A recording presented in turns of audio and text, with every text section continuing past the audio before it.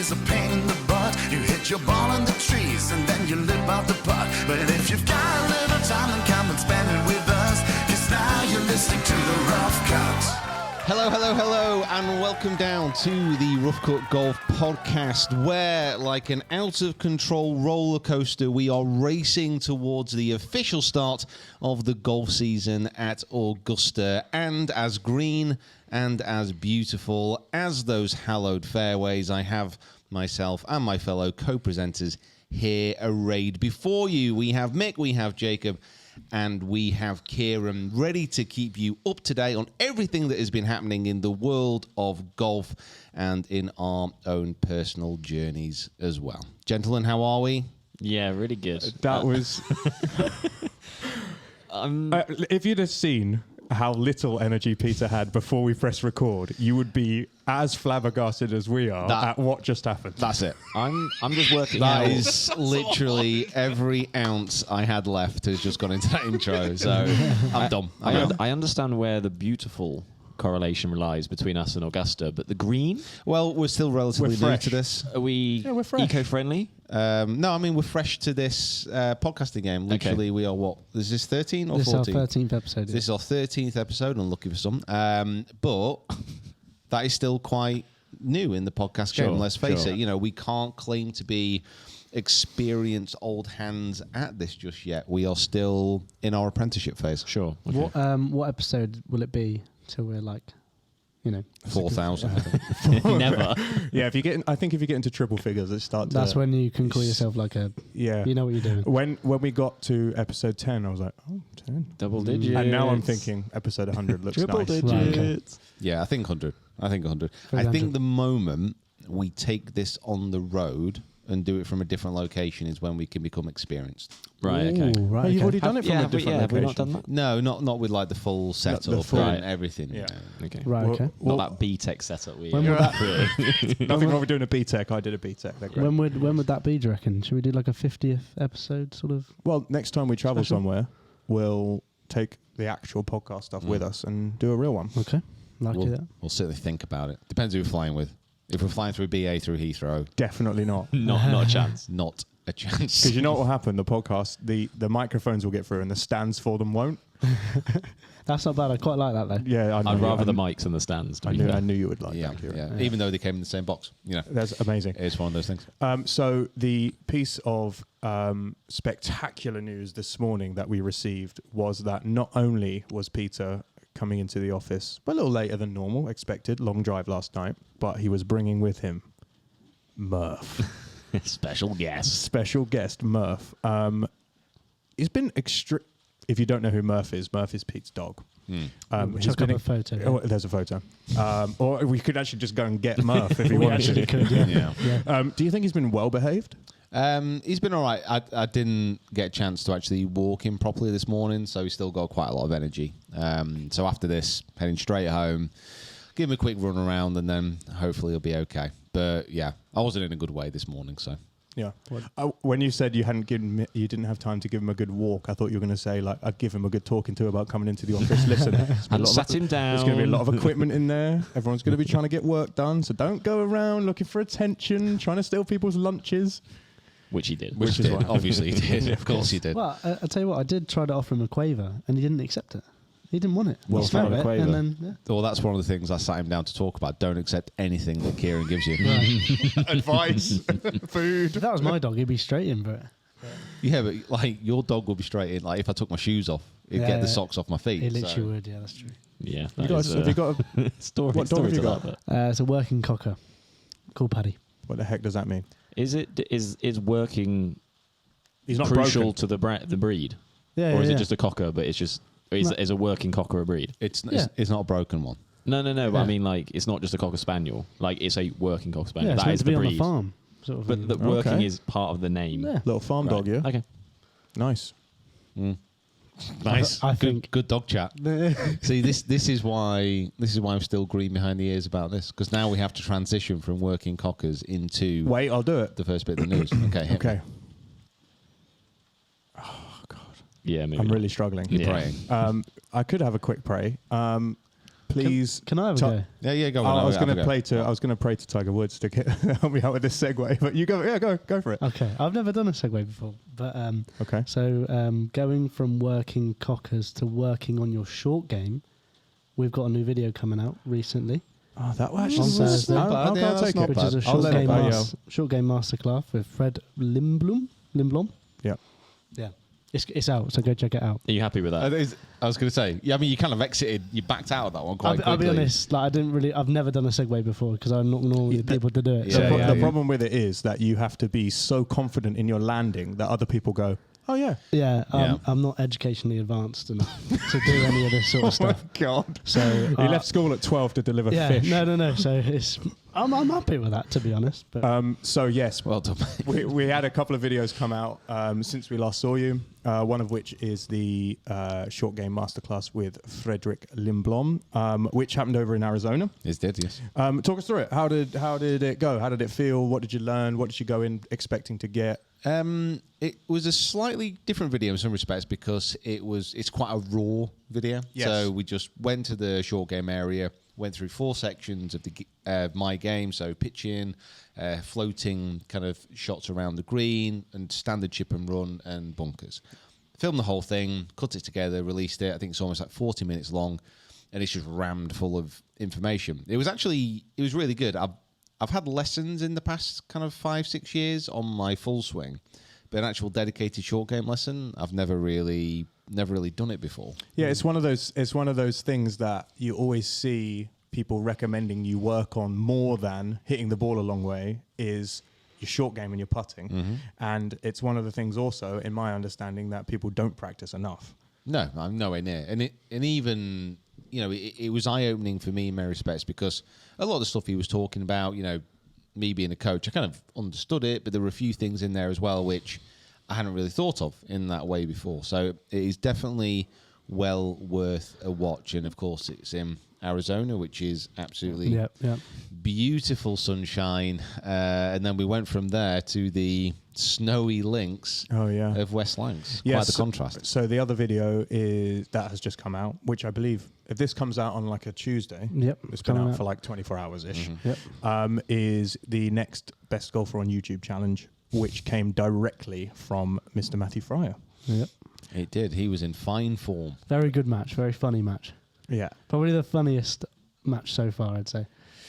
There's some banter. competition. We talk about Matt Fryer a little bit on this show, and we have in the past said that he has a little bit of a potty mouth. Yeah, definitely. Yeah. And has a wicked quick sense of humour. Yeah. And it definitely came out in the video. I think it he's definitely very, very good. It definitely comes out when there's snow or snow about. It definitely comes out. But no, it was good. It was a good match. Good golf. Some eagles in there. Some birdies. Some not good golf as well. A full array. Yeah. How was it to film? Cold. Very cold. I've never been like wrapped up so tightly before, but this was like. Here's a question for you: if you had to do that course vlog every day for a week, or you had to do the Helping Tom Home Turnberry course vlog every day for a week, which one would you take? Turnberry. That was worse. Yeah, probably Turnberry. Yeah, No, Turnberry. Turnberry was better than Yes, West so Lancs. Matt Turnberry Fryer was was- worse weather. Yeah, it was with Turnberry. And it was just- Carter instead of Matt, so Yeah, it's with Fryer. Yeah. So you've got to take that into account. Yeah. You know what I mean? Turnberry was just wet, wasn't it? It wasn't wet and windy, but it wasn't particularly cold. I remember. We prepared ourselves fairly well, I thought. We were well wrapped up. The only problem we didn't have is we didn't have anything for the hands. And when you're holding cameras, obviously you need your hands to be fairly accessible. Dexterous. Exactly. We had to get a bit Creative. creative. I had a FootJoy sock on one hand and a right-handed left-handed golf glove on my Turn right the hand. other way around. So yeah, it was good. Yeah. God's sake. It was Why do so we not cold. just prepare for these things? Well, no, Well, you know. also as well because I needed to tap the screen as well, so I actually had to take the sock off because I needed that one. So I had the golf glove on with me rocker, as I call it, the rocker. Yeah. Which is actually what it's called. Your Zoom fingers. And then this one I had to tap on the screen. So, Man. Not just a pretty face, eh? Yeah. He knows how to twiddle those fingers. Although could have just brought some You gloves. didn't have any gloves, well. did you? I didn't know. Yeah, you had no gloves. You are right. It's about being prepared. You don't own a waterproof jacket, so That's and you true. work in an industry where you walk around a golf course all the time, and you live in Manchester. Yeah, but You're silly. That FootJoy one does quite a good job. Not too bad. You were wearing this hoodie. Yes. Yeah, I'm not really, Yes. This is ultra Yeah, no, it thin, was ultra actually. comfortable. Yeah, it you was. could sleep in this. It's pajamas if you wanted it to be. Yeah, no, it It's was. definitely not waterproof and definitely not warm. Yeah. Prepare yourself better, friend. Yeah, no, I need to get better. So those are out, beautifully filmed, wonderfully edited. I think I also did quite a good job. Didn't you edit it? Yeah. No, I edited prior. Right, okay. If you missed that, he ushered towards me, and I got all the credit for nothing because that was great. You did. Wow.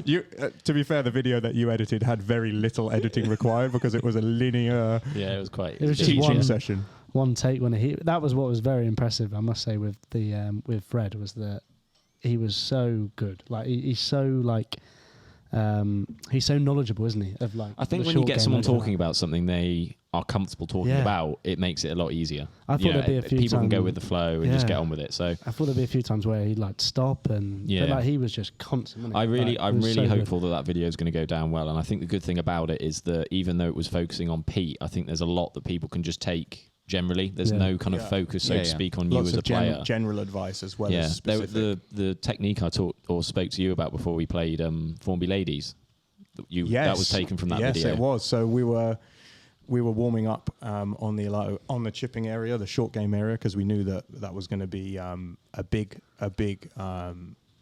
win for us early in that day. And I bladed a couple across the chipping green. And Jacob was like, "Oh, by the way, when I was editing that Fred Lindblom video, he taught me this thing." Like, one of the great things about editing the videos all day is that you're like, "Oh, that's a new tip. I didn't know that."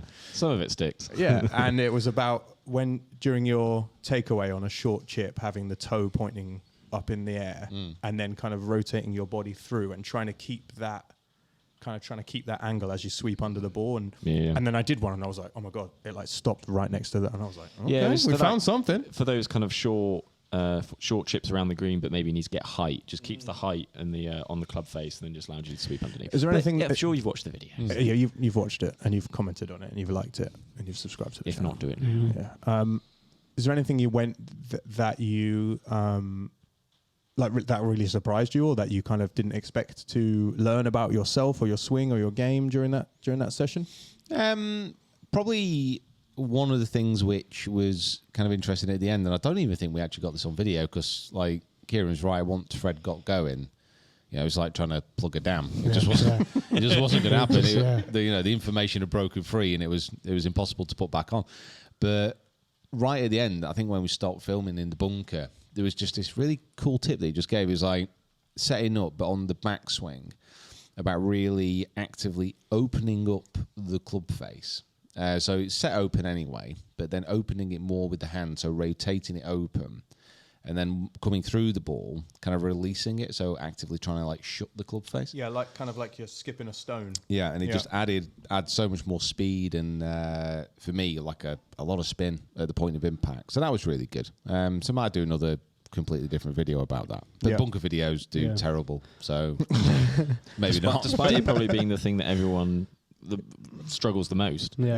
Yeah, people just don't want to. They don't want to know. People just don't want to face the fears, you know. Yeah, there was Do me another video about hitting the ball much further. Don't worry, I'll watch that. I'm not watching something about something I really struggle with. yeah, there was a bit as well where he got you to scoop a bit of sand onto the club face, didn't he? And then you had to sort of that's in there, keep it on the you had to keep it as you were Keep it swinging, on the face keep it on and the then face. throw it over the top of your shoulder. That was really Yeah. good. That That was was I'd good. never seen that It's before. just a good feel thing, just to keep that. It was very but- cool. That wasn't a tip. We were just playing. Just building sandcastles. Just playing in the sand, yeah. Had a It's great time. Nice day at the beach. So yeah, that video is out, so go and watch it. Glad you got something out of it. Something that you may have been required to use in a video that was filmed over the course of the last 2 days. Talk us through. Obviously, now I always ask you how it went in one of these when we kind of preview a match. I always ask you how it went. I'm not going to ask you how it went. How did it go?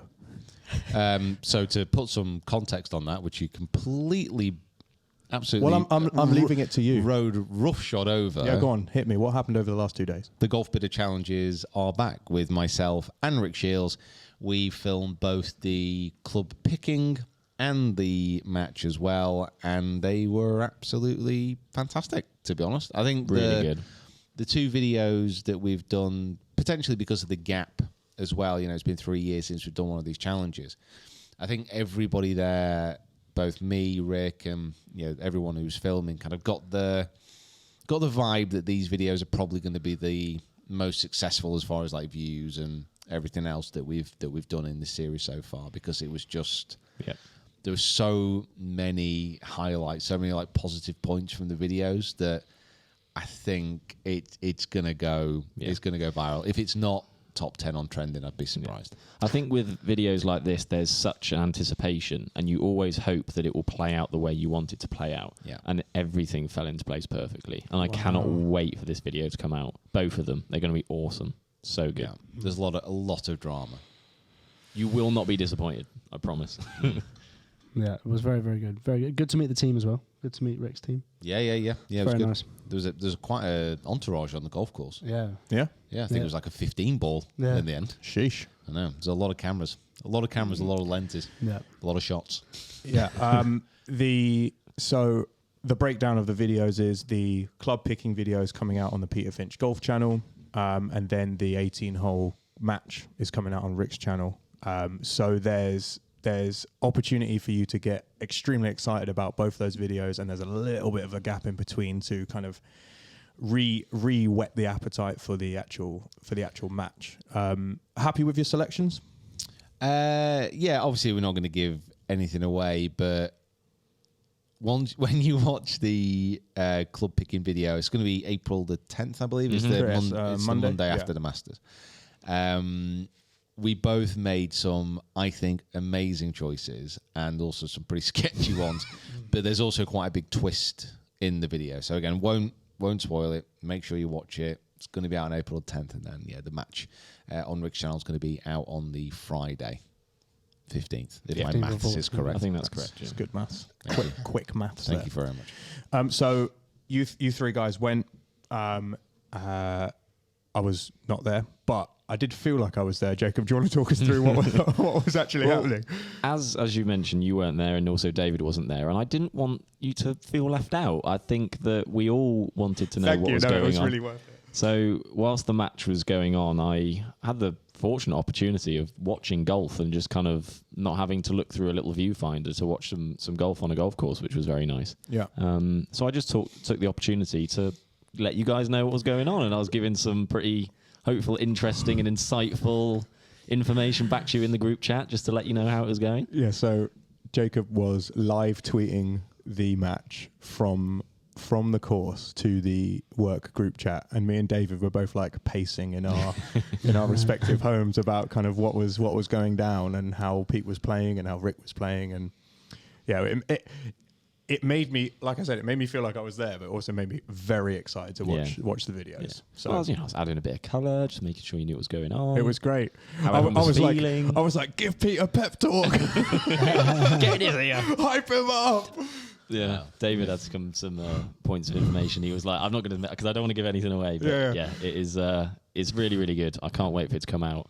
And it's just one of those where like people are probably going to be there like, oh, just let me know. It is worth the wait. Yeah, Such is worth We it. were speaking to the guys as well, and they reckon it's probably going to be like an 2 hour long sort of video as well. That's what they're thinking. So. Yeah. Netflix special, I think. Netflix special. Yeah. Exactly. If Netflix want it, You want to buy the rights? yeah, can speak to Rick and get them to organise it. With that in mind, with streaming in mind, we had thought about doing something to mark the occasion with the guys on our Discord channel. So if you haven't already, click the link at the bottom in the old description and join the Discord, because what I think we're going to try and do is do a kind of watch along of the match. It'll come out on the Friday, and then maybe we'll do a watch along of the match where you can comment on the kind of behind the scenesy stuff. We can talk about the kind of, once it's out, we can break down what's been happening. It'll be very exciting to kind of get an insight. Kind of like, when you watch, I don't know, we're nerds, Jacob. We watched Lord of the Rings. Yes. And then did you watch the one with the director's commentary? Yes. Of course you did. It's like that. I think we should do It's one exactly of those. like that. Yes. Down for that, Pete? Yeah, maybe. I mean, as long as you never ever use the word Discrepy again, I think I might consider it. Yeah, maybe. But we're also going to be thinking about doing a watch along with the Masters as well. We're so, doing potentially doing a Masters live stream. which we're not really done any of that kind of stuff before, so it might be a nice experiment to do. And I think everyone's going to be sat down watching the Masters as well. Yeah. So Maybe a bit later on, maybe a week or two later. I did mention the idea to Pete, and he was like, well, it depends what you're going to be doing on that Sunday. I'm like, Pete, I'm going to be watching the Masters. What else am I going to be doing? The Sunday, come on. I don't know if I'm going to be there Be where? Watching it. with you lot. Oh, where are you going to be? I'm going to be in London, I think. Oh. Yeah, Any- going home to see my parents for Easter. And It's they Easter Sunday, isn't it? Is that? Is it Easter Sunday? Of course Yeah, it boys. is. Yeah, of course it is. Does that mean you're going home? I might not be here if it's is it Easter Sunday? Yes. That's me and you. Easter Sunday. Oh, what are you going to do on Easter Sunday? Well, it's family time. We have the duck race. We have the duck race on Easter Sunday, which I cannot miss. Might do a bit of commentary work there as well. Oh, well. It's Fair quite enough. Live stream the duck race on the No. Discord. Well, fair enough. We really appreciate this audience and our Discord audience, just not enough to not attend a duck race. And you might think that they're real ducks. They're not real They're ducks. not real ducks. No. And it's not a real race. Is this a Dorset thing, or is this just your village thing? No, it's No, it is a village thing generally. Right, just I was gonna across say, the yeah, country. It's national. Yeah. National. That's it. There was one, I remember stumbling across one in Cartmel in the Lake District. Well, not quite in the Lake District, but over that way. Right. And what's the best way of describing it? The ducks had got loose. They'd gone down a little bit of the stream they're not meant to. And Yeah. the local vicar, They've gone off course. the local vicar was in the stream. Of course, it was the vicar as well. Literally with a net trying to catch him. But he had his dog collar on as well. Yeah. Right. It was just he had his waders on. And it was at the bottom of a beer pub garden as well. So I just had to wander over and I was like, I don't know if I'm hallucinating this or not. Something's going real wrong in my brain right now. There's a vicar in a stream with a net trying to catch rubber ducks floating down a stream. Oh my god! Can we put a duck in? Yeah, you can buy a duck. Should That's we? all Where's goes- all goes charity. where's the Dundonald duck? We should put that in. The Dundonald duck? Yeah, As long as it returns. The ones we get from Dundonald in the Oh, bathroom. yeah. The Little ducks. only thing is that'll be a bit too small of a duck. Like these Will ducks it? are like They're quite big boys. They are big ducks. Okay. Yeah, It's yeah, fine. yeah. Well, we can enter an underdog duck. Yeah, that's true. That's An true. underdog duck. To be fair, The rough cut duck. From The rough cut underdog Donald Duck. That's what we want to enter. That was unbelievable. Can we make that happen? yeah, I mean, I can certainly put it to the council. Yeah, I'd like to know. the village. Jedi Council. Wow, the Duck Racing Council. I'm ready for the trials, Master. Has David ever told you about his local tradition thing where they throw eggs down the road? Yeah. Has he told you Yeah, about he this? told me about Has he told you about that? I don't know where. Then they paint the ducks. They so like- they They decorate draw. Yeah, they decorate on the eggs, and Yeah. then they just keep throwing them down the road, and they have to go as far as possible. But then once they're broken and will not roll anymore, they're out. them. Yeah. Do they not all just break immediately? No, Is it grass? no, it's concrete. It's on the road. I imagine they're cooked. Eggs. Yeah, they're not just raw eggs. Oh, hold on. You didn't say that though, did you? They No, are. but I just assume that will be given. They're very hardy chickens. Real tough. Over Oh, this is where- a double sheller, this one. yeah, but it is like David's village as well, because they basically take these eggs, throw them down the road, and if they crack and all the rest of it, and then they burn an outsider to bring on the summer. So The greater good. yeah, so that's maybe one to swerve. He's got another one with Christmas or New Year or something where in their households, the person with the oldest and with the most blonde hair or something has to bring in the new loaf or something. I don't know. Go out to Right, the he woods. lives in a cult. They're gonna go out into the woods and bring a wolf back. There's something. I don't know. It's weird. That's wild. So anyway, after all of that, it looks like the watch along with the Masters won't be happening. What No were we one's talking here. about? But you two, you I can have a did great that. Hey, time. we'll do it. David can be Yeah. on it. I Yeah. didn't. Well, no, David will be rounding up the Yeah, outsiders. the local. Put them in the wicker man. Yeah. When has the Masters ever fallen on Easter Sunday? Couple I've times. never ever seen A it. few No, times. it's fine. Don't worry about it. I've We are- never ever seen it on Easter Sunday. We'll work out how to do it on video. Yeah. No, Do like a it's fine. Zoom live stream. No, it's fine. It's fine. You go back to Dorset. Just make sure you put the Dundonald Duck in the Dorset Duck Race if it passes the Dorset Duck Race Council. Yeah. Is it in Dawdle Door as well? Dawdle Door. Absolutely shocking. Me and you'll do it, Pete. We'll do it. Oh yeah, we can do. I kind of feel like it's a lot of the energy and a lot of the hope's been sapped out. I feel like you don't want to spend an evening with me. We'll make it happen. We'll make it happen. I'll leave my kids in. I'll leave my kids in London, and I'll just come and do this instead. What's the point of the duck race? Is it whichever one goes the furthest? No, there is a finish line. Yeah, there's a finish line. Yeah. Okay, so it's not similar to the ongoing golf ball debate that's happening in the world of professional golf. Then No, it's not. it's not about distance. No. Okay. Right. Okay. I mean, as far as the That is an anti-segue. That was good. It was Smooth. we almost got there. And Okay. yeah, that wasn't too bad. I'll though. take an 8.5 out of 10. Yeah. I don't mind. Well, that's what happens when you self-mark your tests, kids. Yeah. I would not give that an 8. That's a but passing you know grade. what? It got us here. That's the main Don't thing. worry. now we're going to talk about the golf ball rules that have come into play. Much better. Yes. Yeah. So this is, and if you haven't heard this news by now, I'd be surprised. But one of the big debates of the last, 5-10 years, pretty much, is the golf ball in the elite area of golf, especially the men's game, is going further and further and further. So the USGA and the RNA, after much deliberation, hand-wringing and committee meetings, have come out and said, we want to roll back the ball so it comes off the club face a lot slower and will put us back to probably like the late 1990s as far as distance is concerned. The reason that they're doing this is they want to try and protect some of our best golf courses, so elite men's competition can still take place on them without them destroying them, basically. This won't apply to amateur golf. Okay. It won't apply to recreational golfers, and it won't apply to the women's game either. So what we would have, if this comes in January 2026, is a bifurcation of the rules, which says professional players, professional men, will play with one ball, whilst will play with a different type of golf ball from different manufacturers, I'm still presuming, whilst the rest of us will play with something else. And the reaction has been pretty mixed. Have you seen anyone who supports it?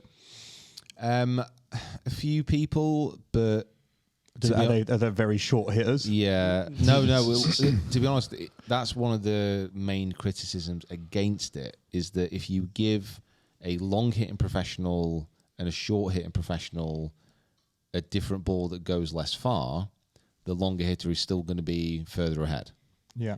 So it's an argument which is, it's difficult because generally most golfers, your recreational golfer that make up 99.9% of the world's golfing population, aren't bothered about this. Yeah. They want the game to be easier. They want to hit the ball further. They want the clubs to be more forgiving. They want everything to be easier in the game of golf because it's really, really hard, and probably don't care about the elite level men's game anyway. And one of the big benefits, and I've always thought this about golf, one of the best things about it is that I could step onto the same course as an elite player using the same clubs, the same balls, and see how I stack up. Mm-hmm. Is one of the best things about it. Now, as soon as you start to split that equipment between the pros and the amateurs, and this is very much the first steps of what could happen in this, it then becomes an unlevel playing field. It becomes not the same game that we've all grown up with. Yeah. No, I completely agree with that. I think the point you make about, golf being a sport that I could go and play Ricky Fowler in a match and we could compete against each other in terms of the handicap system as well, in terms of the equipment we use, it's all the same. We could do it if we wanted to. Whereas now you've got a very slim amount of people at the top of the game who are going to be using something completely different to what we're going to use. I think the conversation about distance obviously been going on for quite a while now. Obviously Bryson has dedicated himself for more distance over the last 5 years. Yeah. And maybe that's where they've kind of sort of started to have this conversation unravel.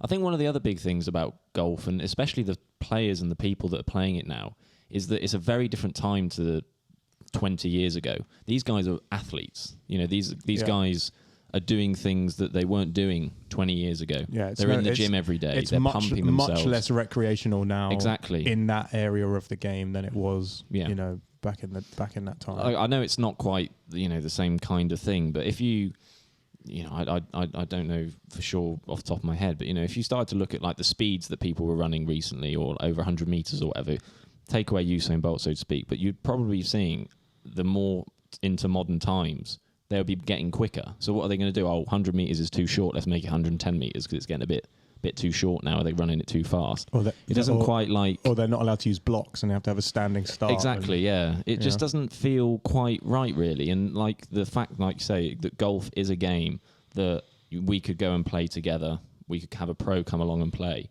and we all would feel that we're in the same boat is what makes it so charming to play, I think. Yeah. I think the only argument, and I'll do what Jacob normally does, which is to devil's advocate. Love it. Kind of play the other side of it, is that the argument for it is exactly what you said, that they're trying to protect the golf courses that these pros now, and I think Sawgrass was a little bit of a example of this, is that there's a hole there where might have been Max Homer drove the green. It was like 320 something to the green, and he just drove the green, and everyone was like, all right, if someone drives a green on a 330-yard hole, that should be exciting. But because of distance now, it's that hole is now much less of a challenge for these guys. So I can understand them wanting to make him hit 2 shots to get to the green by reducing the distance that the ball goes, which is an argument Yeah, I mean, to protect the course. you've got courses. You've got the 13th at Augusta, which they've literally bought land going back from that tee, so they can extend it to make it more of a proper par 5. Goes back every year, I think. Yeah, well, it's the one hole that they've almost not moved because it's always been pretty much from that tee. They've moved it back a bit, but this is a big extension. Yeah. It's gone back a long way now. So they're looking to protect that hole. But I think golf is different than almost every other sport because it is played on a different pitch every week. You know, you can think about maybe sports like tennis, so you've got different surfaces. But generally, pretty much every other sport, it has a set definition of the court, of the pitch, of whatever that it's played on. Yeah. Golf's very different because the course architects, which designed many of our best venues, you know, we're talking like over a century ago. Yeah. They were still using wooden clubs and balls stuffed with feathers. The 18th at the old course is an example. Yeah. That's 2 shots to the green to a normal human. In that time. Yeah, and, you know, let's be honest about this, for many golfers it still is. Yeah. But the advance of modern equipment has made it a lot easier for a lot more players to take out a lot of the trouble on these golf courses. So what the RNA and the USGA would say is, you know, we want to try and make sure that these courses don't have to keep extending tees and using up land which they don't have. But I think Jacob's right. You know, the modern golf athlete, the post-Tiger era, if you want to look at it like that, and the revolution that he brought to the game, they are all athletes. Yeah, it's more than a thing that you do. It's like, you know, on the weekend you go and play golf. It's like, oh, I'm going to now dedicate my entire body and my entire mind and my entire kind of life to hitting this ball more accurately, further, with more control, with more kind of, you know, it has become a very different, you know, like you say, there are kind of elite level athletes, not just people who play golf to a high standard now. It's just, I think everybody knows that the elite men's game, especially, if you're a 15 handicap bloke, you know that a tour pro is obviously a lot better than you. But I don't think a lot of people appreciate just how much better they are. Yeah. Like, they are in a completely different stratosphere to 99.9% of the golfers out there. which makes kind of maybe this change of the ball a little bit pointless because they're going to be that much better anyway. Yeah, like I saw someone say that, well, they'll just work out how to hit that ball further. Like they'll just do something to their bodies or their equipment, and they'll get the 20 yards back. Yeah, so what I was going to say is that, like, you know, companies and brands now are trying to make their drivers the most aerodynamic and all this sort of stuff now. Like, surely a equipment change, as in like something to the iron, to the driver, would be a better way to get distance back. Would you agree with that?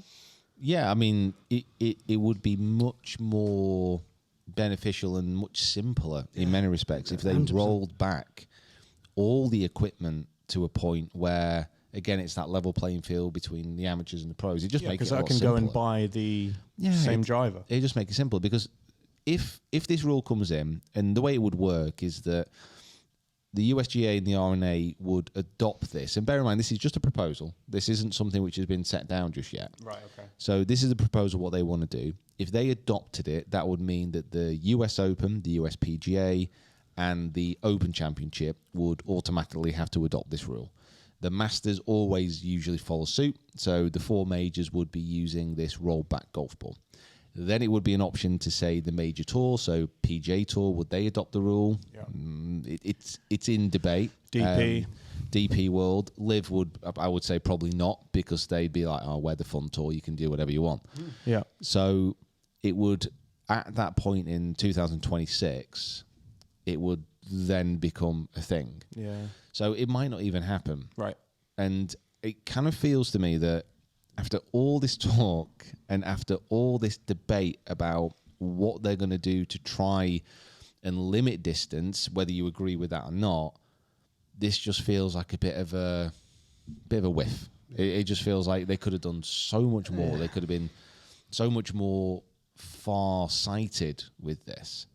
And it's kind of like, well, we're just going to roll back the ball a little bit. Yes. It's just I looked up the stats on how much yardage has been gained in the last year. So in the last year of golf, what do you think the average yard increase has been for drivers off the tee? No idea. 7 yards, 6 4 yards. Right. So it's an increase, right? People, like you said, people are getting stronger. Their equipment's changing, but over the last 10 years, it's between 10 and 20 yards. So you're setting a specific group of people back a very small amount of time, and is what they're doing enough to affect the game in a way that makes it harder for the pros? I don't think so. No. It's also, I think, as well, it kind of like takes away from the skill or diminishes what they're doing in terms of their iron play and their short game. Because it's kind of focusing on saying, oh, well, they're hitting the ball so far, that's why they're doing so much better. But these guys' proximity to the hole, their scrambling abilities, reading putts, putting, is another level from what it was 20 years ago as well. Yeah. So what is McIlroy being able to hit his 8-iron 200 yards? Is that not also a problem as well? Because he can't... Do you know what I mean? It's like I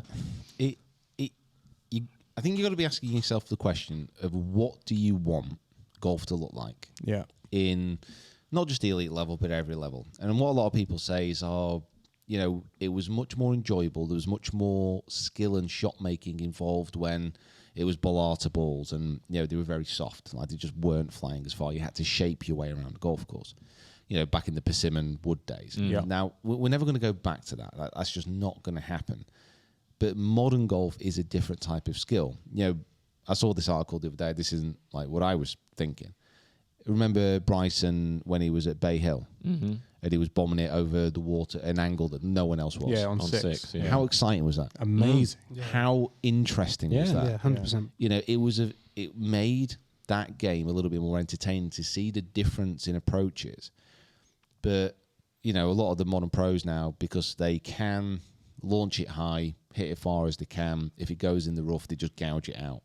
That's what this is kind of designed to stop and try and introduce a little bit more skill into the game. But it doesn't go far enough to do that, and it's just a bit of a it's just a bit of a nothing. My thinking on it is like, so what if some of these players have to hit less club off the tee? Like, what you're doing is ensuring that they have to hit driver.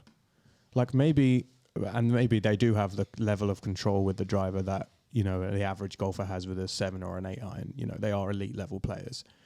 But maybe they hit 3 iron. Maybe they hit 3 wood instead of having to hit driver off of all of these holes. And then maybe they have to find another way to protect the course.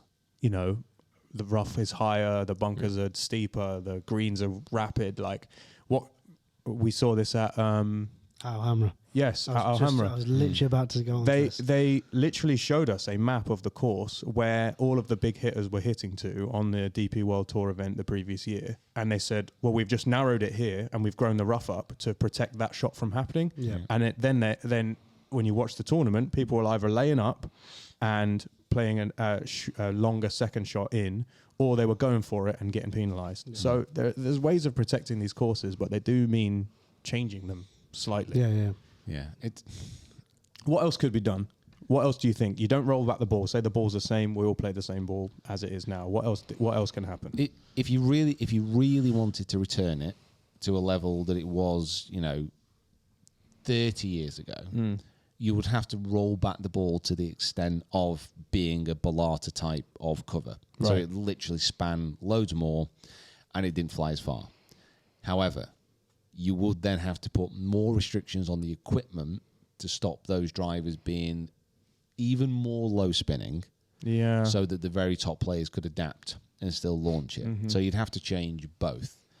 Now that could put us back to a point where golf courses like Sunningdale Old could host like a male professional event again, a top tier one. Yeah, because if they had a PJ Tour event there, DP World Tour event there, they'd rip it apart. It's just too short. Yeah. So that could give us back the viewing pleasure of seeing a course like that again. But that's it. Like that's all that would do. Yeah. That's the bit, isn't it? Is that what are we doing this for? Yeah, I mean that's all that could possibly happen. That's the only thing that I can think of as a benefit. Do you think there might be potentially a little bit of they've put this out there and now they're just sort of just to see what people say about it. Yeah, just taking it in and then gone, okay, well people don't like it. Okay, so we'll have another go. We'll try this other one. Yeah. Do you think that's potential? Or maybe they've offered us this, right? And we've all gone, terrible idea. They're going to offer us something else. They're going to offer us something slightly less bad, but still bad, and we'll go, okay, well, it's not as bad as the ball rollback idea. Here's some Branston beans. Oh my God, we're back on the beans. I saw an interesting one about tour pros all playing the same ball. Like there's a tour ball, and all the tour pros have to play that ball like I don't know what example there is of that, but in the Premier League. There is a Premier League version of the ball, and all the tour pros have to play with the ball from that, and then but it does take away the sponsorship, I guess, on the ball. Yeah. Well, this tour pro event sponsored by the Callaway ball. It would have to be a complete restructuring of like tour and sponsorships and everything. They just pull it out of a bag at the beginning on the first tee. They're like, oh. DP5 precept. Oh yeah, get a precept 00. There's one in there, But yeah, I don't think that'd happen. That's the convolute thing. Again, it's such a different sport. Like Nike, Umbro, whatever can buy the rights to provide the ball for like the Premier League or the World Cup or whatever it be. That just doesn't work the same in golf. No. Yeah. So it is a completely different landscape. They should just play Bay Hill for every week on the PGA Tour, and then it'll be fine. Yeah, then it'll be fine. Then it'll be close competition and stuff like that. Yeah, I was going to say like maybe some of these courses just aren't up to it anymore. Maybe they're hitting the ball too far, and that's fine. And maybe you don't go to some of these courses, and Augusta, you still play Augusta, the Masters at Augusta because it's kind of the place where it happens, and they tear the course up. Maybe that par 5 becomes a par 4 and it goes down to a par 71 instead. Like maybe they have to alter their perception of what a par 3 is. Maybe the par 3 is actually now 220 yards and onwards because of these guys are hitting it so far. Like maybe that's a par 68 becomes normal now, and then under par is really impressive because it used to be a par 72 a couple of years ago. Yeah, I suppose. I don't know. I think if they're going to do something, they need to go at it hard. Yeah. They need to go at it hard enough that everybody's involved from all levels of the game, both men and women, amateur, pro. Everyone's playing the same stuff. And like some of the biggest kickback has obviously been from golf companies. You know, they've got no interest in. Oh, you mean we have to make another special product? We have to research and spend millions of pounds making. Exactly. So then it doesn't make any sense. But for them, to be honest, for equipment companies, if the governing body turned around and said, right, we're rolling back the drivers, so the ball's got to come off. You know, on our test, it's got to come off 10 miles an hour slower. You know, the ball's got to spin 2,000 revs more on a drive, whatever it's going to be. You know, exaggerating stuff. It would almost, I think, be a benefit to equipment manufacturers if they did that, because then they could start this whole process of creating golf clubs again with a new set of rules. Because everybody knows that drivers at this moment, they're pushing right up against the limit. Yeah. If there are gains every year that we've seen over the last couple of years, the gains have been minimal, apart from, I would say, forgiveness off the face. I was going to say, like, dispersion slightly. Yeah. You know, so a lot of companies now are managing to make drivers which are lower spinning, but also they're increasing the forgiveness of those drivers. Yeah. From across the face. So they've been having advancements in that area. But if all the rules were changed, they could actually work towards creating something completely different. Yeah. And then if the drivers went, 30 yards less distance, they could then start the process of going, well, this driver goes another 5 yards further. Start building it back up. Yeah. Do you want those 2023 Bryson numbers? Yeah. We've got it for you in 2028. I think the big change would need to be equipment based. I don't, and not Club ball. It needs based. to be club based. I think that is the only way they're gonna actually like properly do this. I think. Okay, so from people eating up the course at Augusta to people eating at Augusta, Scottie Scheffler's Masters menu came out. Yeah, we'll throw it up. Looks very good. Have you seen it? I have seen it. Yeah. What did you think, Peter? I don't know what tortilla soup is for a start. I thought, I was like, that's got to be a spelling mistake. I don't know what that is, but I mean, sliders, great. Yeah, burgers. I mean, listen, it looks good. Yeah. It'd be lovely to go. Yeah. It sums up Scottie as well as a person, I think. Yeah. I think it really sort of sums him up, which is good. Right, read it out for us, Jacob. So, Masters Club Dinner, April the 4th, 2023. Your host, Mr. Scottie Scheffler. Is that your personal invite you're reading there? Yeah, sorry, yeah. This is the email PDF link. So to start him off, we're going to go with some cheeseburger sliders served Scottie style. Now, what do you think? Now, you are a Scottie Scheffler hater. It's going to be, it will just be a beef burger. To the cheeseburger. Nothing in it. Cheeseburger. I'll tell you what it will be. It will be the way you have your cheeseburger. What, take the tomato and the lettuce out? You take the tomato, the pickle, the onions. No mustard. No mustard. Take it all out. Yeah, on a burger. I don't want mustard on a burger. What? I reckon what it'd be is, as that burger approaches your mouth and the point of impact, like the lower bun just slides away. So just with slips off the I've plate. got lightheaded. Off you go. And I was like, whoa, what happened there? So it still tastes nice. Like, it might not look quite right, but that's why it's called a slider. It's literally nothing to do. Yeah. He doesn't actually know what a slider is. No. He just thinks he's just pulling the bottom bun out from underneath. Likes the sound of it. And he does it himself. He comes along and just... That is why it's Scottie Scheffler style. It is a slider. Very good. That is probably one of the funniest things that's ever happened to me. That was so good. Enjoy that. That was really, really bloody good. I'm just imagining the bottom half of the bun just like slightly off to the side. Yeah, I'd like to know what that means, and get down in the comments as well. And if you're watching as well, let us know what you think Scottie style means, because that it's a bit ambiguous. But next one up is a firecracker shrimp, sweet Thai and chili and sriracha mayo. Sounds good. Which I know would be right up your street, Peter Finch. Yeah, You no like a bit seafood of for me, spice? but I like all those flavours. Yeah. Yeah, that sounds not too bad. Then we're moving on to tortilla soup. Avocado, crispy blue tortilla strips, sour cream, cilantro, and lime. I think this is nachos. Do you think? Just really wet. Yeah, read that out again. Avocado, Good. Goes on nachos. crispy blue tortilla strips, That's crispy strips of tortilla, i.e. nachos. Yeah, sour yeah. cream, Goes with nachos. cilantro, Goes with nachos. and lime. Goes with nachos. That's nachos. So why is it soup? Because he can't just call it nachos, can he? Oh no, you can do. You can. That's what it is. Yeah. You call it What's nachos. the soup part? Tortilla soup. You take all that, stick it in a blender, mush it up, and then give it everybody. I don't know. Or just call it nachos. on the A bit of table. stock in it as well. And comment below how many times we just said the word nachos. Now moving on to what I believe would be the main, a Texas ribeye steak or blackened redfish.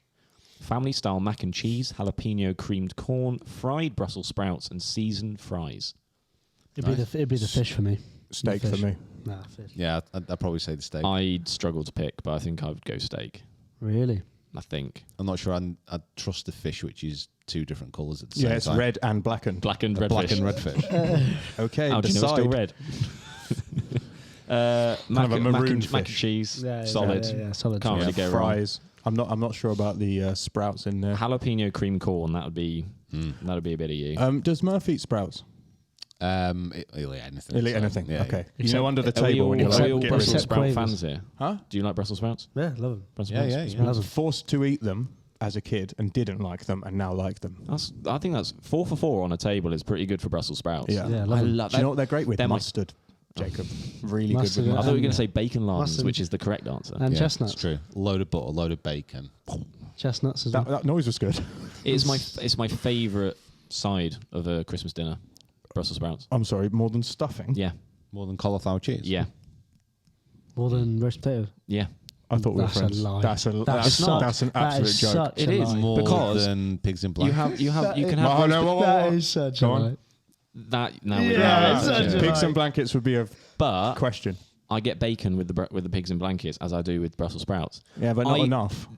They are better than roast potatoes because you get roast potatoes every year. I only have Brussels sprouts with bacon lardons on the Christmas dinner, and I love it. It's my favourite bit. Okay, Mum, back me up. that's very Ring in. Mum. Get my back. My mum's going to tell you. Well, that was very impassioned. Okay, so after the Brussels sprouts, We finish off with a warm chocolate chip skillet cookie, milks and cookie ice cream on the side. yeah, I mean, It's milk and cookies. yeah, it's a bit. So Yeah. so think about this. Think about this. That's what it is. That He's sounds had- like Scotty though. He said burger, Mm, nachos, yeah, steak, milk and cookies. yeah. Very American. He's a like 10-year-old Scottish child. Yeah. He's 9. I've got to be honest. 9. I've got to be honest. That dessert is a bit. It's a bit boring, though, isn't it? I imagine there's probably a little bit more to it than maybe what appears because I've never really understood cookies and milk. I've never got that. You dip them. Yeah, But isn't it ice cream? It's served with milk and cookies ice cream. Milk and cookie ice cream. Right. Okay, that might make more sense because I don't.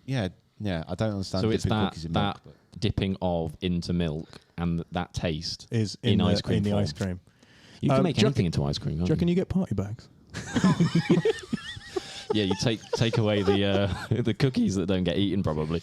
What are the live players having? What's he made for the live players? They're sat on I'd a be surprised if he separate made, like, another table, list. and they don't have anything. There is. Oh unfortunately. no, hold on. It says it'd here. been so it's- good if it he says put- here regret sandwich, and too much money for not enough competition.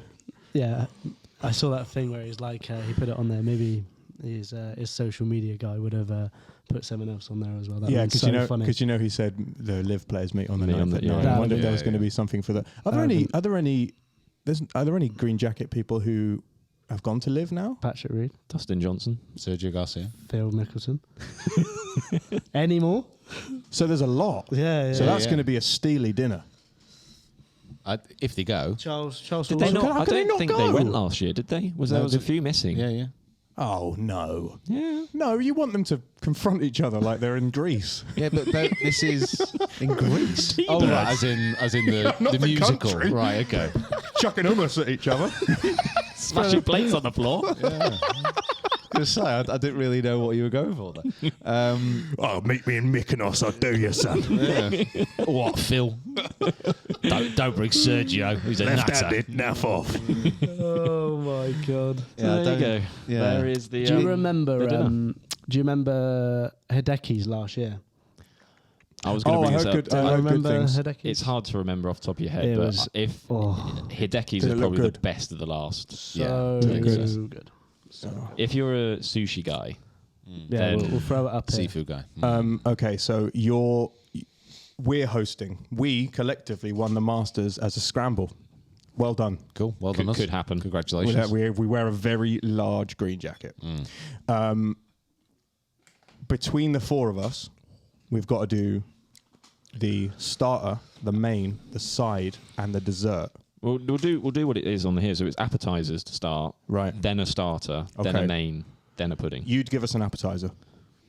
I would go for honey mustard glazed sausages. Oh God, I'm in.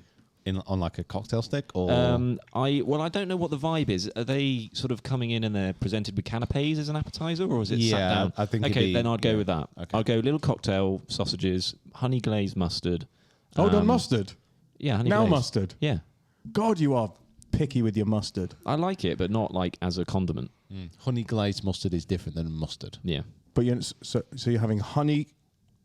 This is how I would do it. Sausages, well, it's honey, not- and mustard. This isn't your course. Mine. This isn't your course. Sorry. We'll get to you at the bottom of the table. God damn it. Get back in the kitchen. Think about your dessert. And what else would I think, because is that enough? Yeah. They're going to Kieran, fill up on start. sausages? Kieran, starter. Starter. I think if I was ever to win, I'd give like two options. I'd give like a culinary option. I'd give like a heart, like warming, like Like a bistro. Yeah, like just something that like comfort food sort of thing. So for me, it would be, if it was like something to be, for a start, it would be either squid. Okay. So fried squid. That'd Calamari. Be like, yeah, calamari. That would be like that'd be my comfort one, and then I'd go for a beef carpaccio as like a more culinary. I think the carpaccio would fit into the setting more than more the... culinary vibe. But I like it. I'd always give like a Options. two Don't everyone options, feel yeah. left out. Yeah, Yeah. exactly. One like a lemon posset for dessert, and like a banana and Hold custard. on, he's doing dessert Listen, now. you've got one No, but course. I'm saying no, but No, that's no, no, that's no, what- We no, might no, come no, back round the table, but keep your dessert You've got to yourself. one course. I've just been thinking about You've this got for one ages. course. I know you felt hold the putt on the 18th for us to win, all right? But Yeah. we've decided that Yeah. we're going to do it in turns. Yeah. Yeah. What's the next course? Main. Main. Okay, so you get to pick two mains. Oh, two mains. So this is quite a. So we've got kind of beef carpaccio, squid, honey. Kind of, it feels quite European. So let's stick to European then. So I'd go a beautiful like Mediterranean octopus. Oh wow! But we've already had squid. Whole different vibe. Yeah, Whole different completely different. Squid and It's whole octopus. different vibe. I'm sorry. Did they both have 8 legs? No. No. Did they both live under the sea? Yeah. Does one of them No, play a one- xylophone? No, Yeah. one's yeah, no. Squid and octopus is very different. They're the do same. like octopus. They're seafood, but it's all the same. That was like a terrible version of the SpongeBob SquarePants thing. Do they both have 8 legs? SpongeBob! Do they both live under the sea? Sorry, go on. But I'd be thinking that Chaos. because just imagine the table appeal of a massive octopus. Yeah. Okay, it will look good. Yeah. Yeah. Thump it down in the middle. And then one of them massive, when you get half the wheel of parmesan and they like carve it out yeah. to a bowl. Yeah. And then they Oh, do I've the had that. pasta I had it in yeah. Manchester. Yeah, Good. yeah. Yeah. Oh, yeah. Do that as Where well. in Manchester? It's Piccadilly Square, and there's an Italian place that was like very Instagrammy, and the food was okay, but it was like mostly people taking pictures Right. of the guy, sets it on fire, I must try that place. does the pasta in the, Nice in of the, him, wheel, must in the go. wheel of cheese. I must try. You must dine there. And then what's next? Dessert. Just dessert. So am I allowed to do 2 desserts or just one? It's Just one on the menu, but... just you know. one, and then you can have like a side. So like Oh. they had ice cream. So Yeah. like, I'll go for an after dessert, like aperitif. Maybe. Okay. Yeah. The dessert would be like a summer fruit eaten mess. Okay. Kind of light and fruity. Mm-hmm. And then there would be, after the Eton mess, there would be espresso and dark chocolate as an option. Okay. Are we talking? Are we going to get like a raspberry coulis on this Eton mess, or You can optional coulis. okay? All right. There's a coulis man who'll come round and Yeah. I mean, he that- says coulis, and you're like, I'm cool enough as it is, mate. I'm Don't worry. coolio, thank you. Oh, gosh, Darren. That's R.I.P. That sounds like quite a good menu. Get It down does. to those comments. What would your menu be? Let us know. You got to do appetizer, starter, main, dessert. What are you drinking? What are they drinking? They're champers. They got to be on a champers. There is a select like wine menu, Yeah. but I am not. I'm not a schmelier, so I don't know. What are you doing? Guinness. Get some Guinness on, yeah. A couple of Guinnesses, mate. I'd met someone who'd been into the wine cellar at Augusta. No And- way. And he said it was pretty impressive. Is it gnarly? Is there putting green down there? Well, it's just like... yeah, Vic. There's a putting green in the wine cellar. Of course there is. Of course there is. Why would there be? Yeah. Yeah, he I've was seen- saying it was impressive. But like some of the courses I've been to over the last few years, if you have like a really wealthy membership, they basically stock the wine cellar with the favourite wines they want. So if they're ever there, Got you. All right, so they can put in a yeah, order say, of what they want. Mr. Broadbridge, would you like a 1988 Chateauneuf de Pape? Yeah, it's actually my favourite. Yes, I would. Thank you very Yeah, much. well, I'll have it with a side of Guinness, please. Yeah, not tonight actually. Oh, Jaeger bomb, please. It's been a rough round. I'll have 35 Skittle bombs, please. Bring them now. How the heck is a Skittle bomb? You know a Skittle bomb? No. Oh, lovely. Southern Comfort and Red Bull was my university drink. Tastes like Red Bull, gets you very drunk. Southern Comfort and Red Bull. Yeah. Does that go together? Nope. I was going to say that's. Are they like the same colour? At the Are they same, Oh, yeah. colour, at the yeah. same time. Mm-hmm. It's not just like a swig of Red Bull by Southern Comfort. No, that was it. Yeah, they were great. At Trinity Bar in Harrow. Shout out Shout Trinity. Shout out Trinity Bar. How much is it for membership at Augusta? I honestly don't think it works like that. Oh right, okay. It's not a buy your way in I always situation. like to ask. Otherwise, we'd be there, mate. All right. Well, I mean, it's more of a. I mean, it'd be hundreds and hundreds of thousands of pounds, but I imagine it'd be hundreds and hundreds of thousands of pounds, and you'd be expected to donate millions Right. to redo the course. yeah. Did you have to like, get invited in as well? Or Oh is it- yeah. Like, and they blackball people very, very quickly. Right. Like, but the organising committee of Augusta as well. Like, there's so many amazing, famous stories of like them turning down famous people and very powerful people. Well, Eisenhower's tree, it's not there anymore. No, sorry, this? No. Eisenhower's tree was like just onto the left off a tee. I want to say it's on the back nine somewhere. It was like 14, 15, no, maybe 16, something like that anyway. But off the tee and to the left. And President Eisenhower asked for the tree to be removed because he kept hitting it with his tee shot. No way. Wow. And Augusta turned around and said no. No, shut up, mate. So it's Eisenhower. And Who are kick you, him out. bloody president? What hole was it on? That's cool. That love that. But he got struck by lightning and took down in the end. Oh, he struck him Really? by Yeah. lightning. He had the power. Yeah. Ooh. He had the president's Conspiracy. Yeah. button. Yeah, president's a lizard, mate. As soon as he, he'd gone upstairs and he'd done enough favours with the big man. He said, "Right, time to get rid of that tree." So, Yeah, all right, take the fine, tree out. okay. Do you reckon it's 15? There's quite a tight. 15 is quite a tight one. I don't think it's. Oh God! Do you reckon he was hooking it or slicing it? Straight pull, I think. Yeah. Was it a pull? Over the top, bit of a close club face. Yeah. yeah. Hooding We'll it put a it bit. up here. I'll get it up. Yeah, We'll you'll find it. Do you reckon they do their membership on instalments? What, per month basis or something? Yeah, so I'm like you were the other day, looking at courses in the area to join as a member Yeah. to play a bit more golf, and I don't know if I can ship out the money for an entire golf membership all at once, and I was looking at options for the courses around me that have like an installment plan, or like you're becoming a member for the first time, so it's slightly cheaper, all that good stuff. Do you reckon they do that at Augusta? Nah. No. No. One-off payment. You pay every year. one-off cash. Has to come in a briefcase. Sequential bills. Yeah. In singles. And then they just throw it. They actually don't even need it. Yeah. Yeah. They're just like, You great, now burn it. Yeah, exactly. You bring in your own money, they take you to the 14th green, and they just set it on a table, give you a can of gas, and just be like, you have to burn your own money to prove your worth. Send it up. And then David kills the people who don't do it. $1 million up the Swanee. Yeah. What would you say the most exclusive course in England is? Like, obviously, Augusta's probably the most in America. What would you say in England?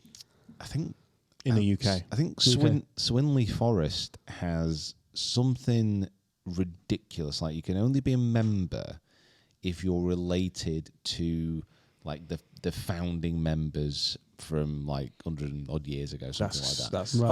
I almost did Oh. it, people. I think I may have got through the entire podcast without saying the S word, but I almost did it. That's cool. Check the family tree when I go. I like that kind of thing. This might be one of those. It might be a Kieran fact, this, but I think Little that's asterisks. what it is. But because all like the founding members as well from around the area, they're all like Count this or Earl that. Right, got you. Yeah. So yeah, All right, so we're going back a bit. Where is Yeah. is that? What's it called? it's down there, not far from St George's Hill, where we were yesterday. Oh, right. Swinley Forest. That Yeah. whole area is like mad, isn't it, for golf? Yeah, That whole area is just Swinley ridiculous. Forest. It is super kind of elite. But I'm sure there's others. There's Oh, a there there's will be, a yeah. golf course on Harrow on the Hill, which is owned by where I'm from, which is owned by Harrow School.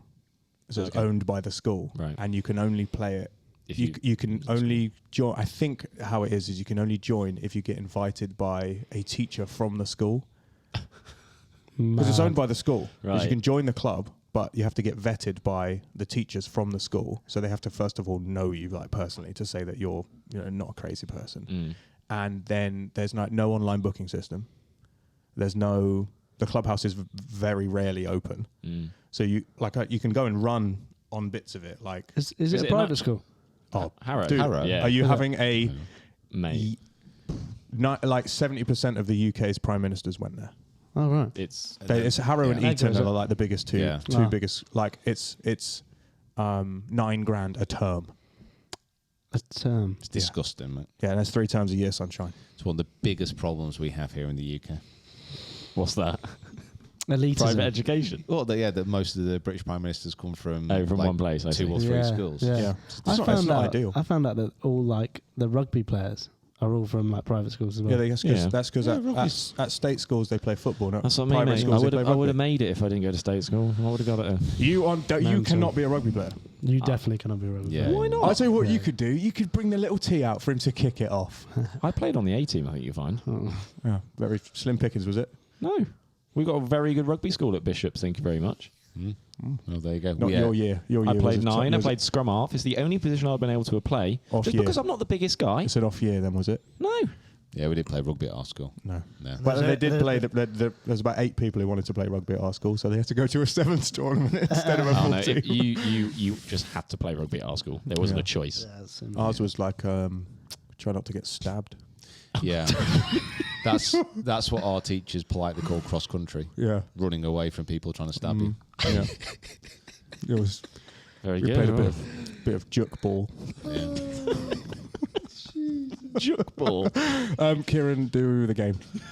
Shall I finish it off? Oh, do you know what? This time I've written out a script. Okay, here we go. Yes, Kieran. Strap yourselves in, ladies and gentlemen. I made We sure- You know we- what? I don't even think the script's going to help. Come on, let's This do time I made a script, but I don't want to give away. You guys can't look. it. Okay, set. Right. Okay, let's go. Everybody, welcome down to Guess the Player, a segment we do every week here on the Rough Cut Golf Podcast. Each week, I pick a player and rattle off facts about the specific person, ranging from hard to easy clues.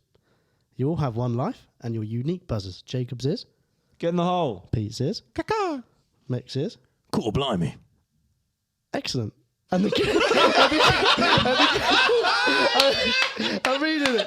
Excellent. And the current. He hurt his neck. It's part of the script.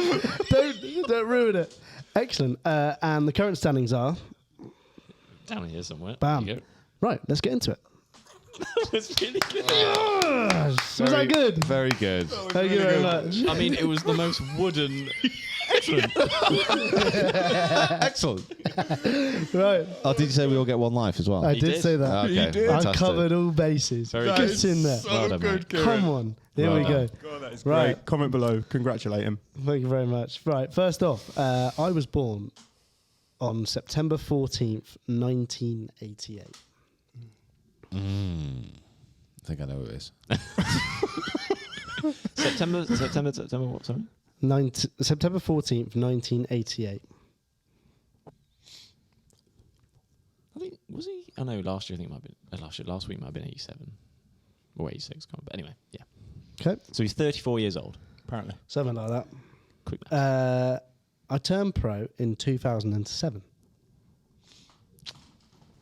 I was 10. Don't know what was going on then. Wasn't watching it. You were 10. Yeah. 17. Oh, you'll be fine then. Should Okay. know. Not know. Not personally. You Right. might do, I don't know. John.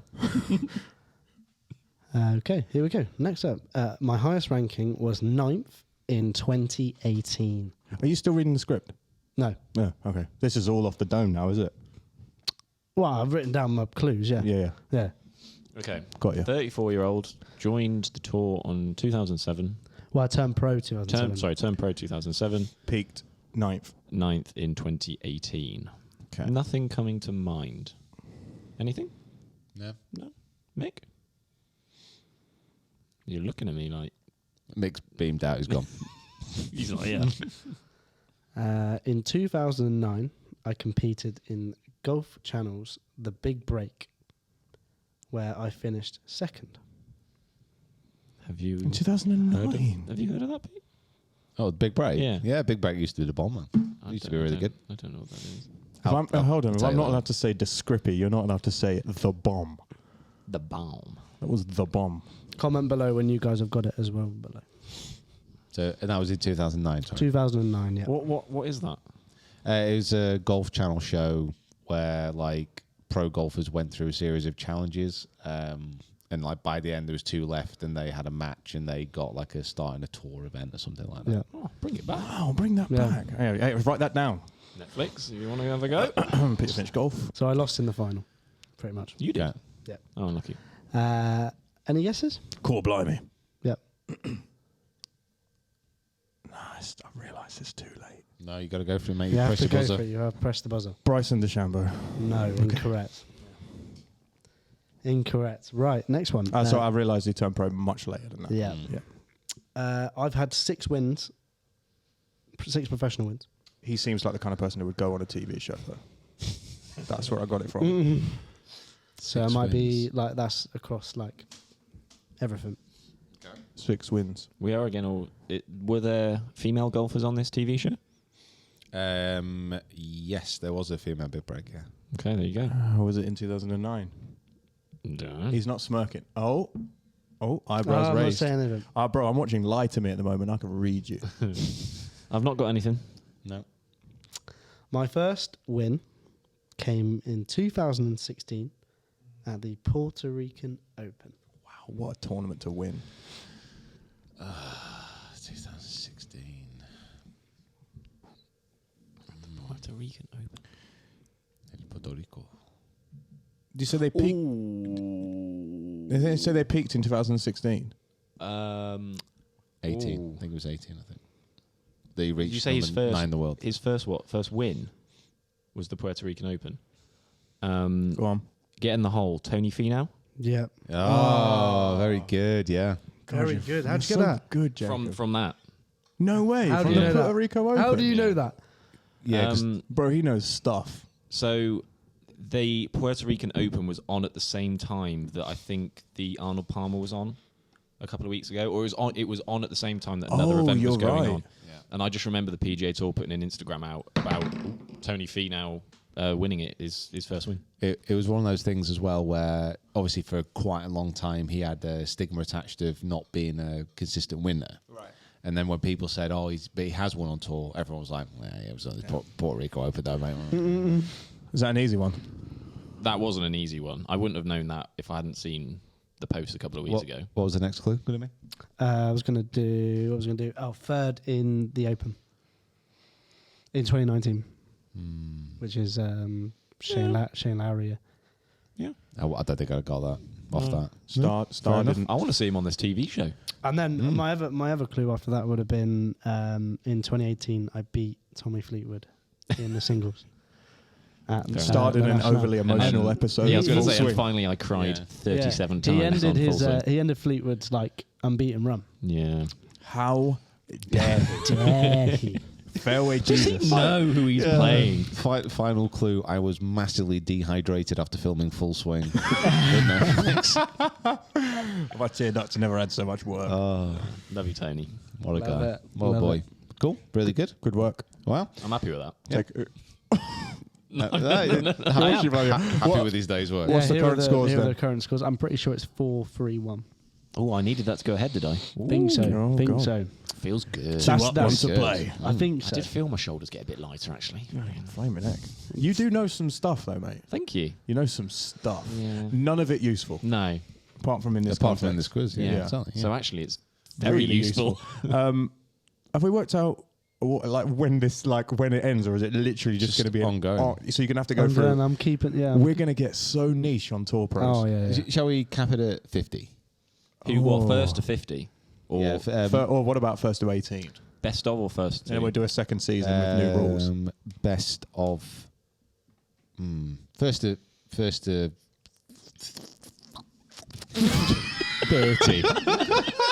Make that a clip. I'll make that clear. I'll make that clear. Yeah. Peter Finch loses it. First to 30. Okay. I was going to say best to 50, but we'll never be able to figure that out. So yeah, first to 30. That involves maths. Yeah. And we suck at maths. I was like thinking through that in my mind. I was like, oh, it's not going to work. First to 30 wins. Okay. Yeah. Cool. Sounds good. Awesome. And you know what else? See you there. You know what would also win is if you're watching this on YouTube, subscribe to the channel because Yes. that would help us out massively. If you are listening on your favorite podcast provider, make sure you subscribe so you're notified when this podcast is released each week. If you've not joined our Discord yet already, it is in the description below. That was good, mate. That was really good. I liked it. It sounded better than the bomb. That was absolutely disgraceful. God, I feel Disgraceful, descrippy, that. dirty.